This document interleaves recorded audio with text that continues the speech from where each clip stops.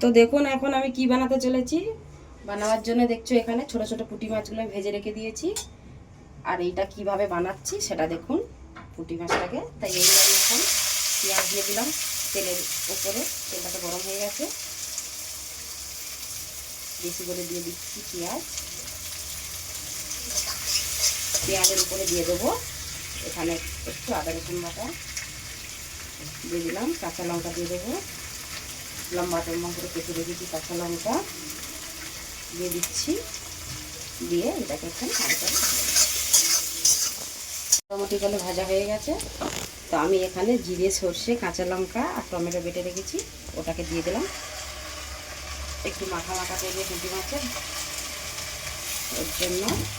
আর দিয়ে দিচ্ছি কিছু পরিমাণ মতো মশলা দিব। এবার নুন দিয়ে দিলাম, দেওয়ার পরে এই দিচ্ছি হলুদ গুঁড়ো আর দিয়ে দিচ্ছি লঙ্কার গুঁড়ো। মাখা মাখা করবো তরকারিটা, ওর জন্য একটু সামান্য জল দিয়ে দিচ্ছি,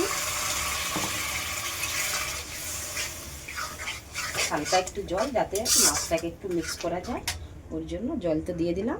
দেওয়ার পরে আমি এখন মাছগুলো এইভাবে দিয়ে দেবো সবগুলো। তো মাছ দিয়ে দিলাম, মাছ দেওয়ার পরে আমি দিয়ে দিচ্ছি একটু ধনেপাতা।